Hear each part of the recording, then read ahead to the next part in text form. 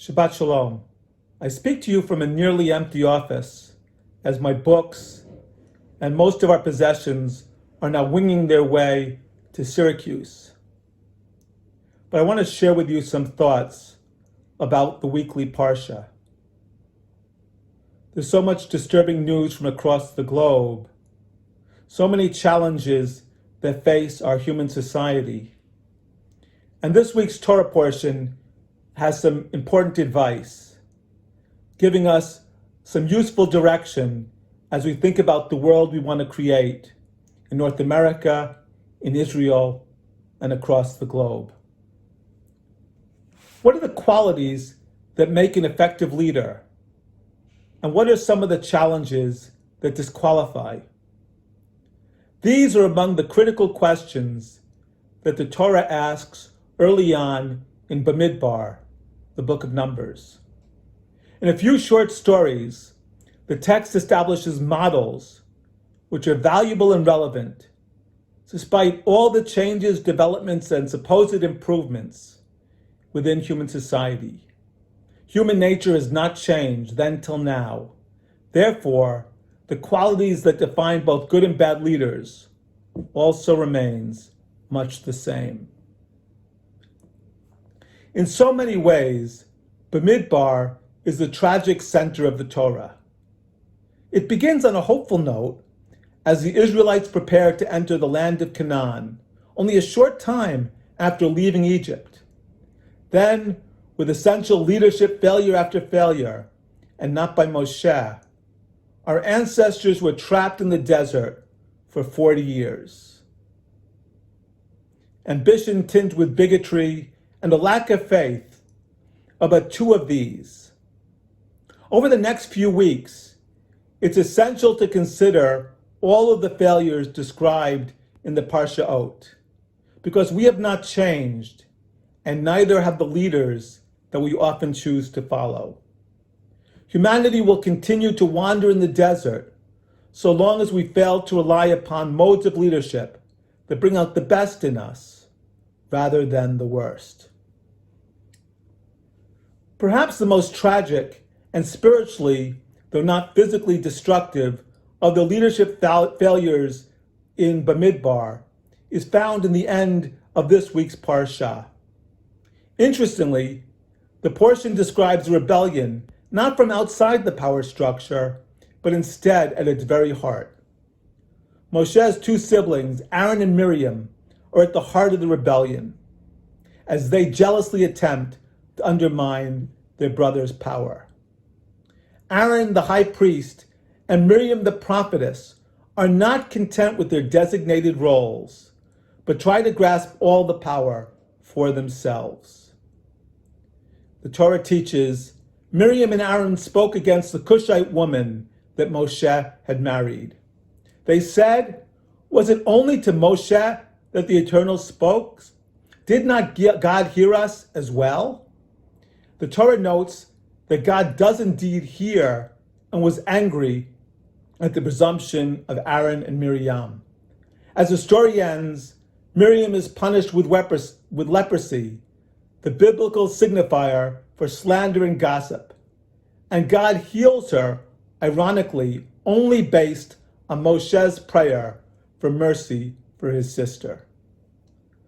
To me, the greatest tragedy of this story is the nature of Aaron and Miriam's slander, which they used to undermine their brother.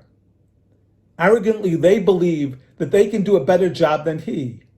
Therefore, they choose to rely on bigotry as a means to undermine Moshe's legitimacy, implying that he had made inappropriate choices as he married a Cushite, an Ethiopian woman. This choice, they imply, renders him less acceptable as a leader, especially when others are available, they claim, who also hear God's voice. Of course, this was not the last time that race, hatred, and division would be used as a cynical political tool, nor will it be the last time that religious leaders use bigotry to reaffirm their legitimacy and power.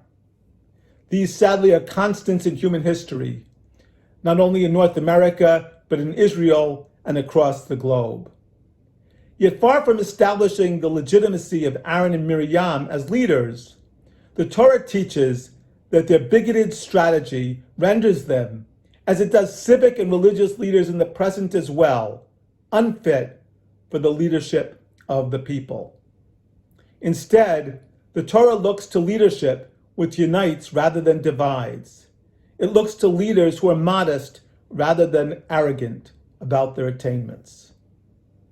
In Twelfth Night, Shakespeare noted, "Some are born great, some achieve greatness, and some have greatness thrust upon them." While these models have been tested within our community, it's clear that the third, typified by Moshe, is the most embraced within the Torah narrative. If we look at Aaron and Miriam, they fall in the first category, as their leadership is based on their proximate relationship to Moshe. He was not chosen because of his charisma. He was slow of speech. Heredity, he was the third child. And confidence or power. Instead, the Medrash suggests that Moshe was chosen because of the compassion that he showed as a shepherd of his father-in-law's sheep. And God knew that this compassion would typify his leadership as he led the people from Egypt into the desert. Indeed, even when selected by God, Moshe modestly asserts his unworthiness, asking that the Eternal One choose another in his place.